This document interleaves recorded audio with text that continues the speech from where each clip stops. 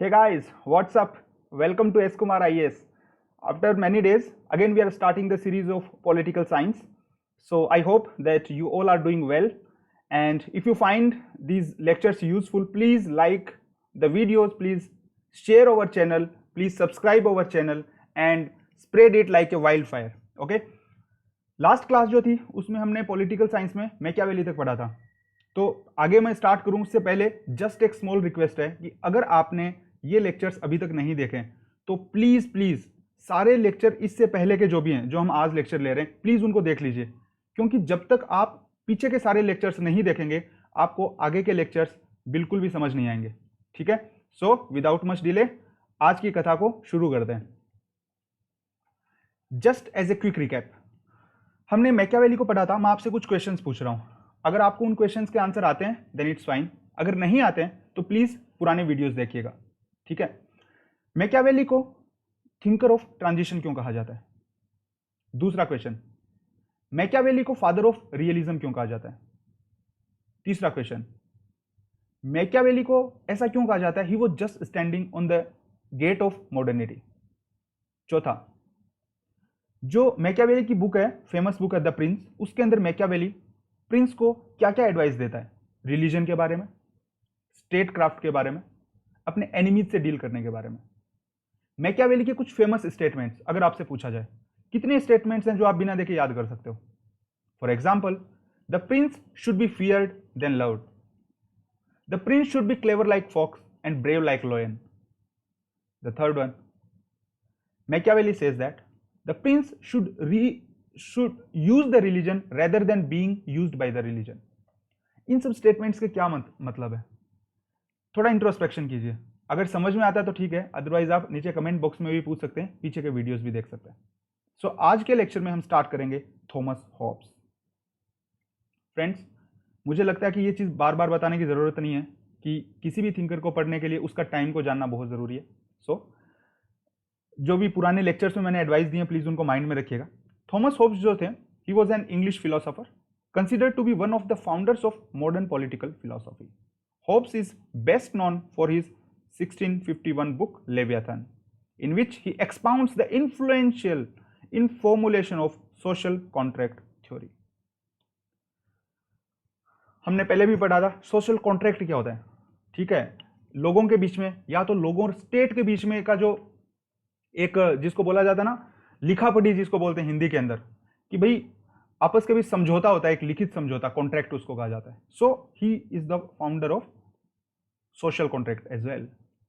Thomas Hobbes जो थे वो की लेवियाथन उन्होंने बुक लिखी थी। हमने समरी के अंदर ऑलरेडी बता दिया हॉब्स के बारे में, तो जो समरी में बताया मैं पूरा का पूरा एक्सप्लेन नहीं करूंगा दोबारा से। आप वेस्टर्न पॉलिटिकल थॉट की समरी मेरी देख सकते हैं पहले। ठीक है, और आपको अगर फिर भी कुछ समझ में नहीं आए तो कमेंट बॉक्स में पूछ लीजिएगा, मैं पर्सनली उसको आंसर कर दूंगा। थॉमस हॉब्स के जैसे क्वेश्चन आए हुए हैं लास्ट ईयर्स में। एक पॉलिटिकल ऑब्लिगेशन पे क्वेश्चन पूछा हुआ है, सिविल सर्विसेज में state of nature and human nature, in पे क्वेश्चन पूछा हुआ है। एक स्टेटमेंट पे क्वेश्चन पूछा हुआ है, covenants without swords are nothing but words. एक क्वेश्चन पूछा हुआ है, Hobbes is an individualist out and out. एक क्वेश्चन पूछा हुआ है, Hobbes starts as individualist but ends as absolutist, how? इन सब क्वेश्चंस को आज के लेक्चर के बाद में आप बहुत इजीली आंसर कर पाएंगे। चलिए तो दोस्तों शुरू करते हैं। मैंने आपको पहले ही कह दिया कि मेरे जो नोट्स हैं थोड़ा सा आपको जंबल्ड लगेंगे, but you need not to worry because I will explain everything. और मुझे बहुत अच्छे से समझ में आ रहे हैं ये, मुझे बिल्कुल जंबल्ड नहीं लग रहे हैं। उसके बाद भी आपका कोई क्वेश्चन हो आप पूछ लीजिए, मैं उसको अच्छे से आपको एक्सप्लेन कर दूंगा। सो थॉमस हॉब्स जो हैं उनको फर्स्ट मॉडर्न थिंकर कहा जाता है। क्यों कहा जाता है भाई? सिंपल सा देखो कि मॉडर्निटी की क्या सबसे बड़ी पहचान है। मॉडर्निटी को किस चीज से जाना जाता है? मॉडर्निटी को जाना जाता है सॉवरेनिटी से, जो कि हमने मैकियावेली के टाइम में भी देखा था।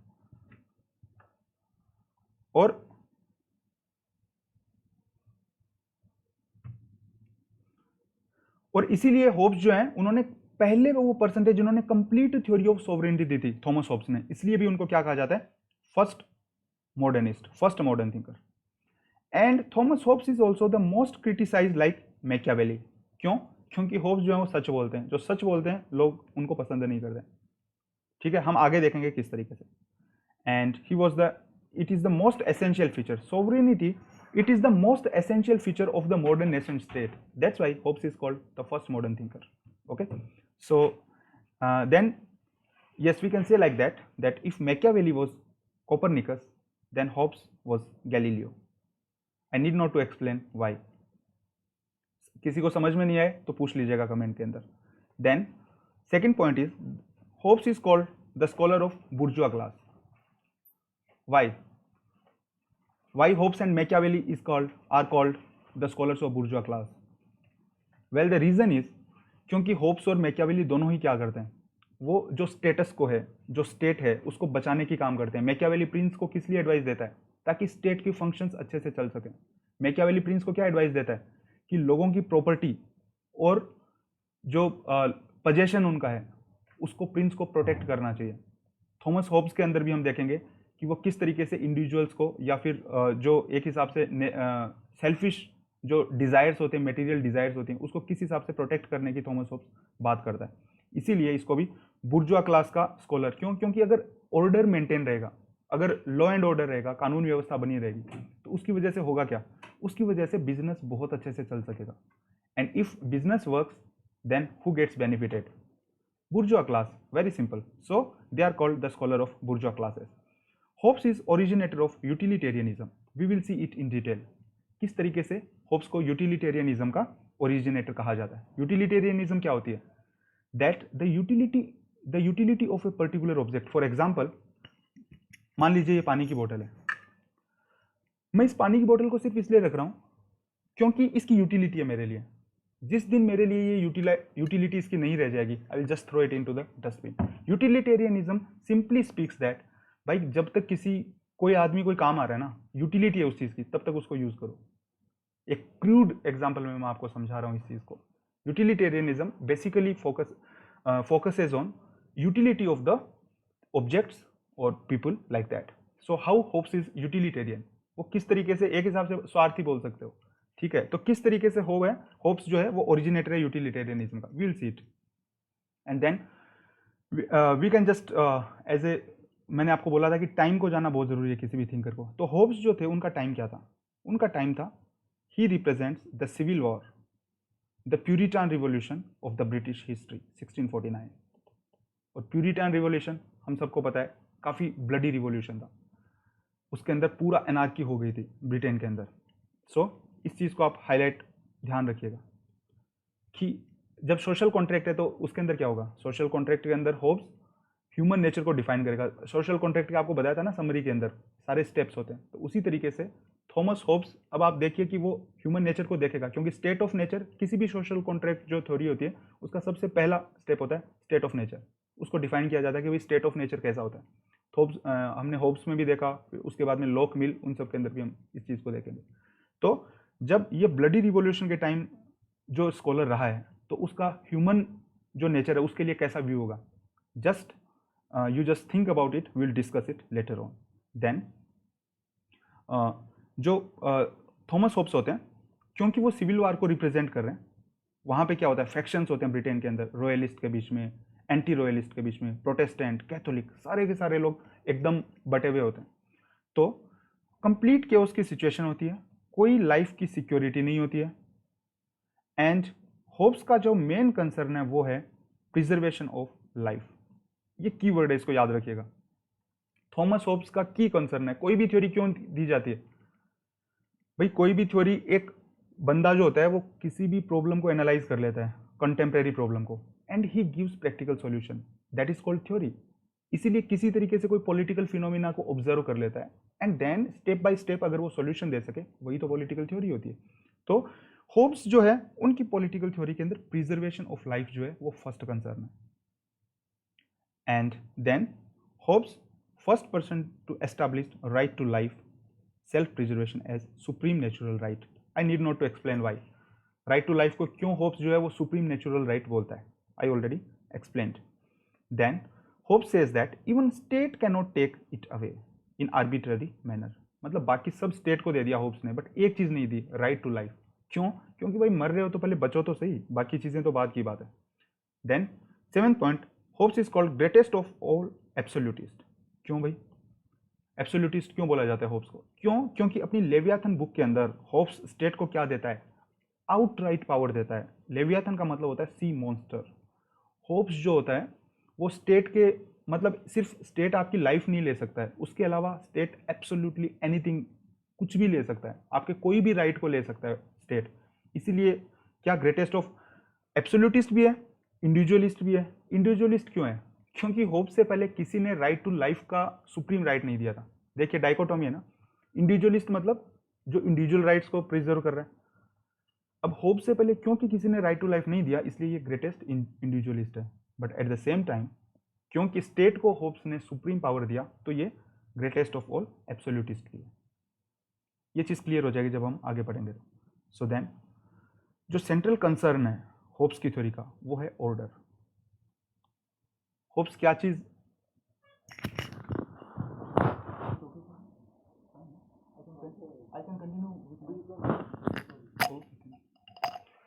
सो थॉमस होप्स जैसे ही सेज दैट ऑर्डर, जब ऑर्डर रहेगा, as famous statement of doctor Kalam that when there is order in the nation there is harmony and peace in the world. Order अगर रहेगा तभी तो जिंदगी बच सकेगी, अगर अनार्की रहेगी तो कहाँ से बचेगी। इसीलिए होप्स जो है he over emphasizes this order and then order is necessary for the life. This I already explained you why he is called the scholar of bourgeois class, because capitalist class want law and order, and that's why absolute state was favored at that point of time. Her time की अलग अलग एक requirement होती है। Stalin थे, वो भी absolutist थे, बट वो फेवरेबल नहीं थे बुर्जुआ के लिए, तो उनको नहीं बोल सकते हो कि भाई वो जो है बुर्जुआ क्लास के लिए बहुत फेवरेबल थे। So absolutist state itself does not mean that like it's a theory of bourgeois class. अगर कोई भी absolutist state को प्रमोट करता है इसका मतलब ये नहीं है कि वो बुर्जुआ ही होगा। एक पर्टिकुलर कॉन्टेक्स्ट के अंदर कोई सुप्रीम अथॉरिटी दे रहा है स्टेट को, वो ही बुर्जुआ आप कह सकते हैं। फॉर एग्जाम्पल जैसे कम्युनिस्ट आप कोई भी देखिए किसी भी कंट्री के अंदर, तो अगर वहां पे सुप्रीम पावर दे दी गई है तो स्टेट एब्सोल्यूटिस्ट है, but it does not mean that you can say that it's favouring बुर्जुआ। But here जो कॉन्टेक्स्ट है वो ये है कि भाई बुर्जुआ को लॉस हो रहा था, जो प्यूरिटन रिवॉल्यूशन था, अनार्की थी, उसकी वजह से बुर्जुआ को लॉस हो रहा था। उस कॉन्टेक्स्ट में जब होब्स ने बोला कि सुप्रीम पावर दो आप स्टेट को, that's why he is called the scholar of bourgeois class.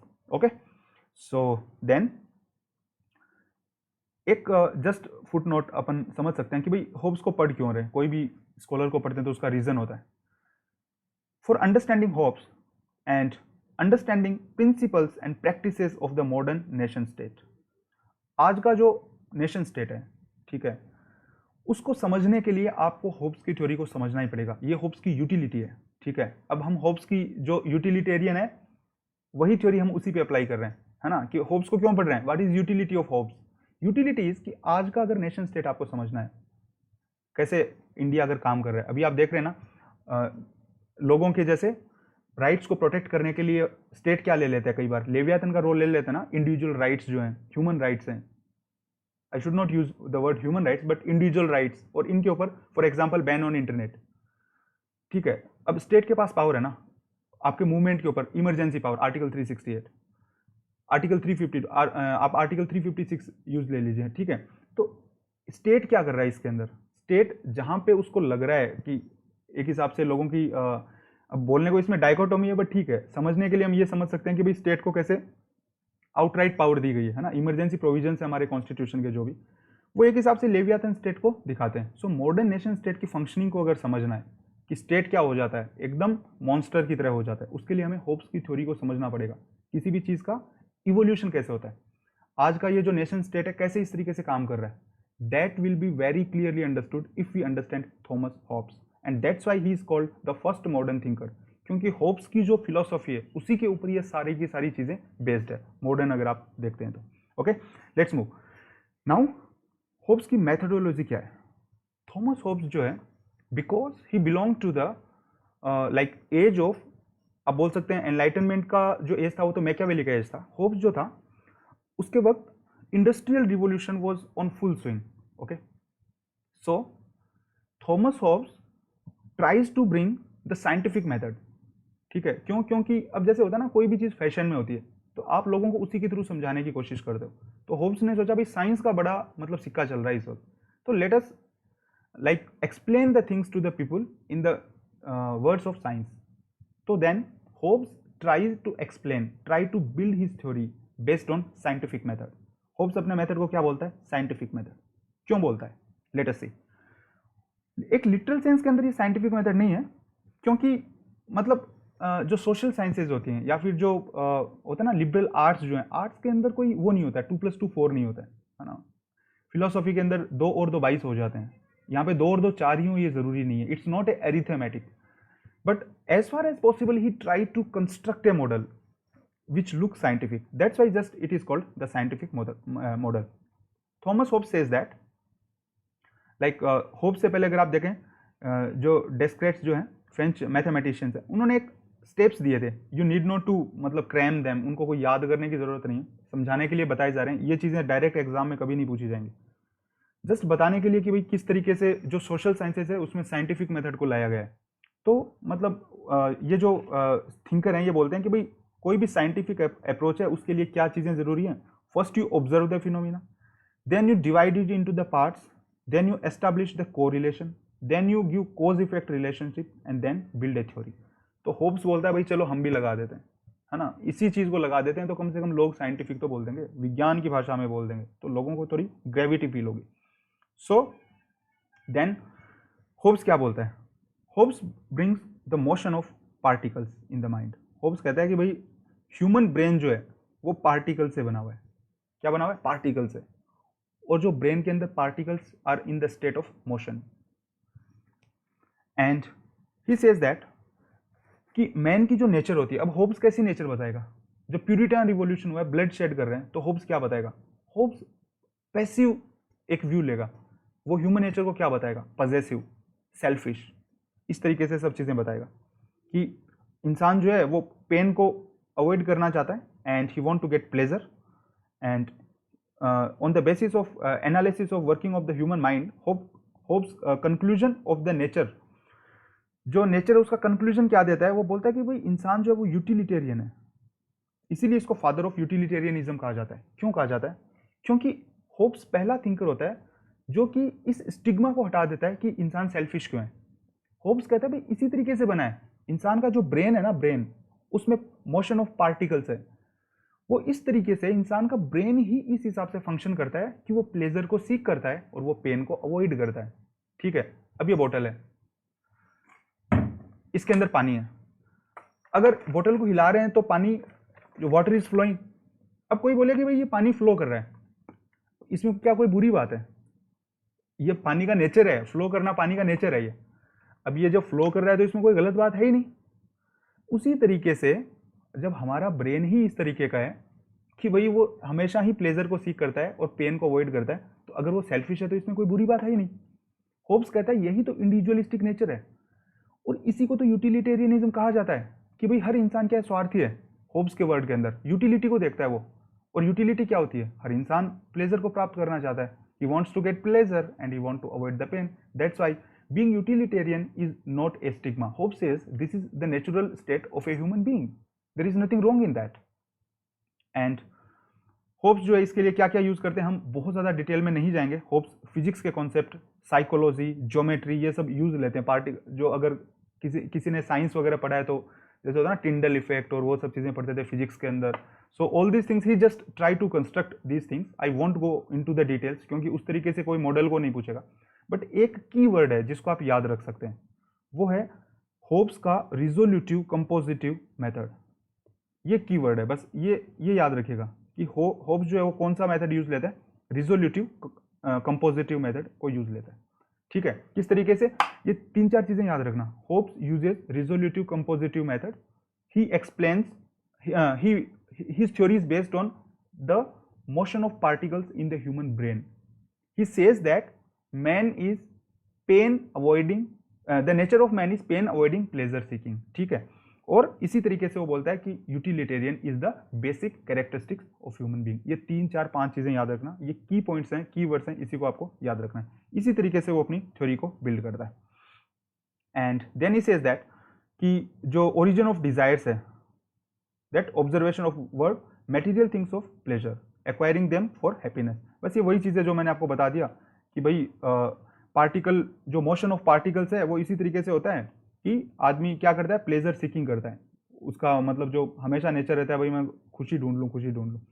और इसके इम्प्लीकेशंस क्या होंगे? ठीक है, प्लेजर सीकिंग है इंसान, बट इसका क्या इम्प्लीकेशन है? इसका इम्प्लीकेशन पहला है मेटीरियलिस्ट।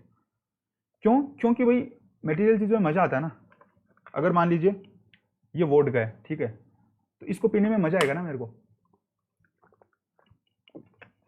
और मैं क्या करूँगा, मैं ज़्यादा मेहनत करूँगा ताकि मैं ज़्यादा से ज़्यादा ये सब मटेरियल चीज़ों को खरीद सकूँ। इसी तरीके से होब्स एक्सप्लेन करता है ह्यूमन नेचर को। होब्स कहता है भाई इंसान क्यों काम कर रहा है, प्लेजर के लिए काम कर रहा है, और प्लेजर के लिए काम करना उसको क्या बना देता है, मटेरियलिस्ट बना देता है। Second one, hope says he is possessive. जो मैंने हाईलाइट किए हुए ना, सिर्फ वही वर्ड पे फोकस करना, बाकी सब कहानी है आपको समझाने के लिए, ठीक है। Only the key words highlighted by me, just remember them, they are the most important. सब चीज़ें लिख नहीं पाओगे आप, ठीक है। पजेसिव क्यों है? पजेसिव इसलिए कि भाई डर लगता है उसको। मेरे पास ये बोतल है, अब मेरे को डर लग रहा है कि मेरे जो रूममेट है वो मेरे से छीन नहीं लें इसको, तो मैं क्या करूँगा, मैं इसको बचा के रखूँगा, एकदम पकड़ के रखूँगा कि भाई ये कहीं पे गुम नहीं जाए। जो भी चीज़ मैंने अक्वायर की है, I want to possess it. So man is materialist, man is possessive, then man is fearful. हमेशा डर लगता है उसको। संस्कृत में भी इसको बोला जाता है सदा समुद्विग्न धियाम, हमेशा डरता रहता है इंसान। क्यों डरता रहता है? क्योंकि असत ग्रहात, उसको डर रहता है इस चीज़ का कि मैं इसको लूज नहीं कर जाऊं। Then the fourth one is individualistic. हमेशा इंसान, क्योंकि होब्स कहता है कि खुद के जो माइंड के अंदर मोशन ऑफ पार्टिकल्स है, a man can not see the motion of particles in the mind of the another person. He says that क्योंकि मैं दूसरे के मोशन ऑफ पार्टिकल्स को देख नहीं सकता हूँ, इसलिए उसकी प्लेजर सीकिंग टेंडेंसी को मैं फील नहीं कर सकता हूँ। तो होब्स कहता है भाई जब इंसान खुद ही के प्लेजर को फील कर सकता है, खुद ही के मोशन ऑफ पार्टिकल्स को देख सकता है, तो then he will definitely be individualist. वो खुद ही के लिए फोकस होगा, he will not focus much on the others. So that's why ये चार चीजें हैं जो होब्स कहता है। और क्यों कहता है ये? कई लोग ये बोलने लग जाते हैं भाई इंसान है वो तो बहुत दातार है, किस तरीके से होब्स है वो इंडिविजुअलिस्ट बोल रहा है, कैसे पजेसिव बोल रहा है, कैसे इंडिविजुअलिस्टिक बोल रहा है ना। इंसान तो बहुत ज़्यादा फिलेंथ्रोपी भी करता है। अरे यार सीरियस मत हुआ करो आप लोग, ठीक है। फिलेंथ्रोपी करता है वो एक, ये सब अलग अलग बातें हैं सारे। जो मतलब ये कमेंट्स पूछते हैं कुछ स्टूडेंट्स मेरे को कि भाई ऐसा क्यों है, इंसान को होब्स ऐसा क्यों बता रहा है। ये होब्स की थ्योरी है, ये कोई एब्सोल्यूट ट्रूथ नहीं है। होब्स ये थ्योरी दे रहा है प्यूरिटन रिवॉल्यूशन के कॉन्टेक्स्ट के अंदर। That's why he is saying this. आप लोग को आगे पढ़ोगे, मिल को पढ़ोगे, वो कुछ और बोलेंगे ह्यूमन नेचर के बारे में। सो दैट्स वाई जब आप किसी थिंकर को पढ़ते हो तो बस उस थिंकर की मतलब उसके अंदर just take yourself into the shoes of that thinker, that then only you can understand that particular thinker. So ये चार चीज़ें मैंने बता दी। Still if you do not understand please ask the question in the comment box, I will explain you. So then let us see comparison between Machiavelli and Hobbs.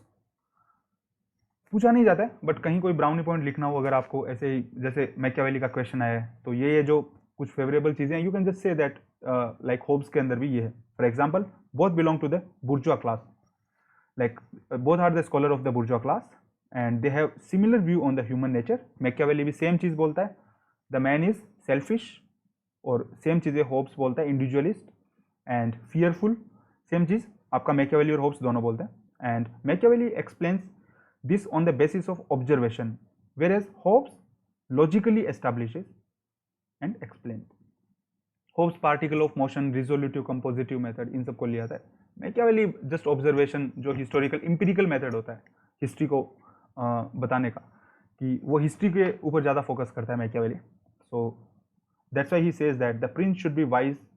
क्या बोलते हैं, याद कीजिए उस स्टेटमेंट को, बिना देखे बोल सकते हैं क्या मैकियावेली क्या बोलते हैं। मैकियावेली कहता है the prince should be wise in the worldly affairs, okay. The prince should not be wise in the world of ideas, whether whereas he should be wise in the world, like he should be practical person. The prince should not be wise in the worldly of like in the world of ideas. He should not live in the world of ideas, but he should be worldly wise. Worldly wise का मतलब होता है भाई street smart होना चाहिए Prince जो है वो। तो उसी तरीके से जो हिस्ट्री के ऊपर वो फोकस करता है मैकियावेली। देन जो सोशल कॉन्ट्रैक्ट की थ्योरी है, आई ऑलरेडी एक्सप्लेन्ड इट, सो आप अगर पुराने वीडियोस देखेंगे you will very easily capture it कि सोशल कॉन्ट्रैक्ट में क्या बोलता है। कैपिटलिस्ट जो स्कॉलर्स हैं वो इसको यूज़ करते हैं, क्यों? एक लेजिटिमेसी देने के लिए कि कैपिटलिज्म है वो एक सिस्टम है कॉन्ट्रैक्ट के ऊपर बेस्ड, फ्यूडलिज्म जो है वो किसके ऊपर है, बर्थ के ऊपर बेस्ड।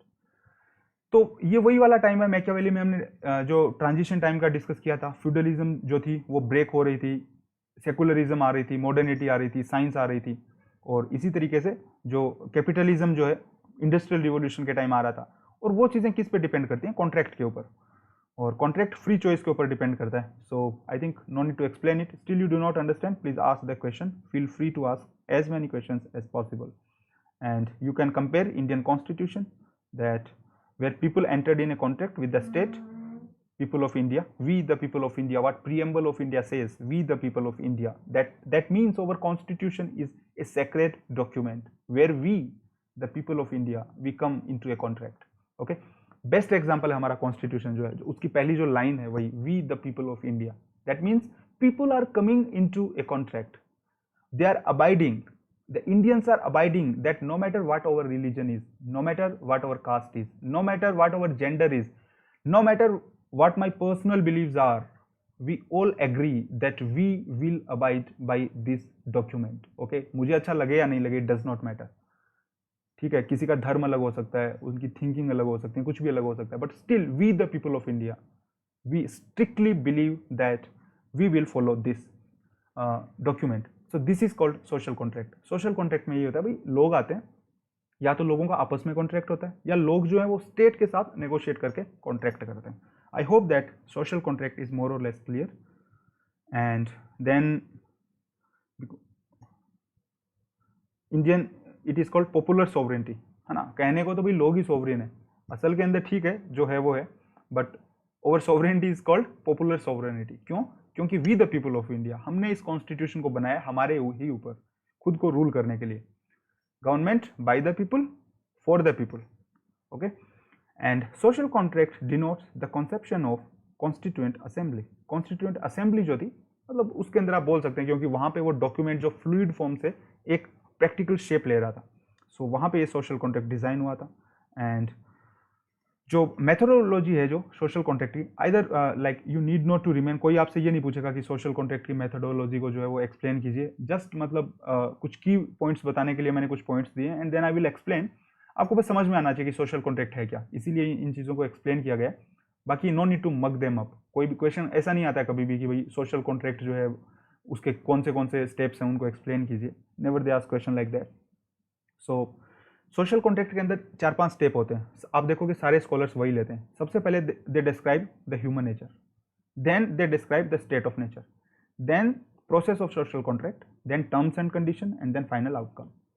ये मतलब कुछ एक जो थ्योरी है सोशल कॉन्ट्रैक्ट की, उसके स्कॉलर्स इस चीज़ को फॉलो करते हैं. और होप्स जो हैं, अब उनके कॉन्टेक्स्ट में देखें तो ह्यूमन नेचर आपको पहले ही बता दिया, utilitarian, possessive, materialist, fearful, individualistic. ठीक है. यूटिलिटेरियन, बस ये 4-5 पॉइंट याद कर लो और कुछ भी नहीं है. Utilitarian, individualistic, materialist, fearful and individualistic. Utilitarian, possessive, materialist, fearful and individualistic. ये स्टेट ऑफ नेचर, सॉरी ये ह्यूमन नेचर है. And then state of nature. State of nature Hobbes कहता है brutish, nasty, poor and short. 4 word हैं, रट लो इसको. Brutish, nasty, poor and short. State of nature क्या है? Brutish, nasty, poor and short. Brutish, nasty, poor and short. ठीक है.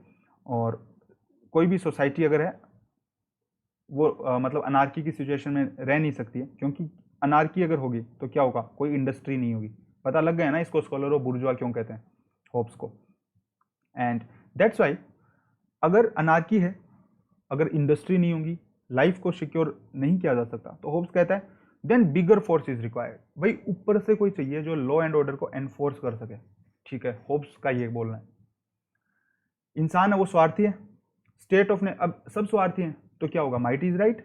मतलब मैं भी स्वार्थी, हर इंसान, हर बंदा स्वार्थी है, तो जो जितना छीन सकता है छीन लो. अब ऐसी सिचुएशन में क्या होगा, brutish, nasty, poor and short. कोई किसी को मार देगा, किसी को धन ले लेगा. दैट्स वाई जो सोसाइटी है उसमें अनार्की रहेगी. अब अनार्की को फिनिश करना है तो क्या करना पड़ेगा, you need a bigger force. अब ये बिगर फोर्स कौन होगा, यही इसी के लिए होप्स जो है वो स्टेट को बनाता है। Hence together we form the state. ठीक है, man want to come out of the state of war which is nasty poor and brutish. इंसान को इससे बाहर आना है। ठीक है, स्टेट ऑफ नेचर क्या है? Constant struggle for power, state of war of all against all, state of सोरो। क्या है? Nasty British poor short, constant struggle for power, state of war all against all, state of सोरो। अब वो क्या कर सकते हैं? मैं इतने वर्ड्स क्यों बता रहा हूँ आपको? 10 चीजें क्यों बताई? सीधा ही बता दो यार एक वर्ड में। मैंने इसलिए बताया क्योंकि क्वेश्चन को ट्रिक कर सकते हैं। वो एक बार पूछ सकते हैं, क्वेश्चन के अंदर स्टेटमेंट डाल देंगे, the state of nature is constant struggle for power, या फिर state of war all against all, state of सोरो। आपको याद रखना है ये कीवर्ड्स किसके हैं? होप्स के हैं भाई साहब। इसलिए बता रहा हूँ मैं इतने सारे शब्द आपको, क्योंकि ये वर्ड्स के साथ प्ले करेंगे यूपीएससी वाले। अगर आपको पता नहीं है कि ये होप्स ने बोला था state of war of all against all, then you won't be able to answer these questions. Okay, so these are the things hope says. Bigger force is required, constant struggle, you know, brutish nasty poor short. So you just need to remember them and use them as wisely as possible. So ये हो गया, इसीलिए आप state बनाएंगे। अब state जब बनाएंगे, process of social contract, इसके अंदर बोलता है all the people enter in contract with each other. ठीक है, होप्स कहता है कि भाई ये टर्म्स एंड कंडीशन है, सारे लोग आ रहे हैं। जो स्टेट है वो क्या है फिर? State is just beneficiary. ठीक है, फीचर्स क्या है इसके? State is not a party but beneficiary. वो स्टेट के साथ नहीं कर रहे हैं, खुद के साथ कर रहे हैं लोग। स्टेट को तो क्या कर रहे हैं? वो बेनिफिशियरी पावर को डेलीगेट कर रहे हैं। मतलब लोग हॉरिजॉन्टल लेवल पे हो गए, वो आपस में कॉन्ट्रैक्ट कर रहे हैं। State is vertically higher. For example, let me explain like that. These are the people, they are doing contract between themselves and state is higher than them.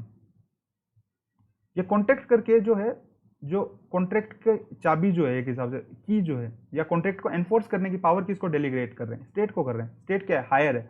अगर इस तरीके से सीढ़ियां आप देखो तो ये स्टेट है। State is vertically high and then here all the people they are coming into the social contract. Okay, I hope this is clear. Contract state के साथ नहीं है, लोगों का अपने साथ है। तो स्टेट क्या है? स्टेट बस बेनिफिशियरी है, पार्टी नहीं है। एंड होप्स बोलता है कि कॉन्ट्रैक्ट में आने से पहले the man was neither social nor political. क्यों? क्योंकि सोशल कॉन्ट्रैक्ट एक पॉलिटिकल थ्योरी है, वहां पे आने के बाद स्टेट बन जाता है। उससे पहले सोसाइटी तो बिना पॉलिटिकल थ्योरी के भी हो सकती है। मतलब ट्राइबल सोसाइटीज है, मान लीजिए किसी जहां पे डेमोक्रेसी नहीं है, तो इसका मतलब ये नहीं है कि वहां पे सोशल कस्टम्स और ये सब चीजें नहीं है। बट होप्स का कहना है कि इंसान इतना वाहियात है कि वो जब तक सोशल कॉन्ट्रैक्ट नहीं है तब तक ना तो कोई ना तो सोशल और ना ही पॉलिटिकल कोई भी कम्युनिटी एग्जिस्ट ही नहीं करती। वो इतना मतलब पैसिव है इंसान के बारे में। And then contract creates commonwealth. Hobbes says that with state coming into existence man turns social and political at the same time. उसकी सोसाइटी भी बन जाती है, उसके पॉलिटिकल राइट्स, जो भी सोशल और पॉलिटिकल सब चीज़ें होती हैं, they come into existence at the same stroke. और इसका आउटकम क्या होता है? The outcome is the people give up all their rights to the state, the man becomes powerless and the state becomes sovereign. These are the outcomes. क्या होता है? सबसे पहले द मैन मतलब मैन वुमेन सब इसके अंदर है। एक ट्रेडिशनल सेंस में वैसे ही मैन को यूज लिया जाता है कि the people give all of their rights, the man become powerless and the state becomes sovereign. ये keywords याद रखने, man becomes powerless, state becomes sovereign, the people give up all their rights. इसके लिए एक दो statements भी हैं। Liberty is where law is silent. Liberty only where no law made by the state. Liberty is where law is silent. जहाँ पे कोई law नहीं है, सिर्फ वही liberty है। जहाँ state का law है, you must follow the state. इसीलिए state जो है वो absolute बोला है। होप्स ने क्या बना दिया? स्टेट को एब्सोल्यूट बना दिया कि where law exist man must follow, और अगर फॉलो नहीं करता है तो स्टेट क्या कर सकता है? पनिश कर सकता है। That's why he is called Leviathan, monster. State को क्या कहा जाता है? मॉन्स्टर कहा जाता है। And concept of natural rights will study in the next lecture. I think for today's that's all, and I hope that you are liking our lecture series. अगर आपको अच्छे लगते हैं सो ये लेक्चर्स प्लीज़ दूसरों के साथ शेयर कीजिए, चैनल को सब्सक्राइब कीजिए, लाइक कीजिए, और ज़्यादा से ज़्यादा इसको वाइल्ड फायर की तरह स्प्रेड कीजिए। और इसी तरीके के लेक्चर्स में आगे एक्सप्लेन करूँगा। होप्स आधा थोड़ा पार्ट बच गया है, hopes ka bacha hua part, and then we'll continue with the series of political science. I hope that your preparation is going on full swing. So keep studying, work hard, and stay in touch. Thank you so much, guys.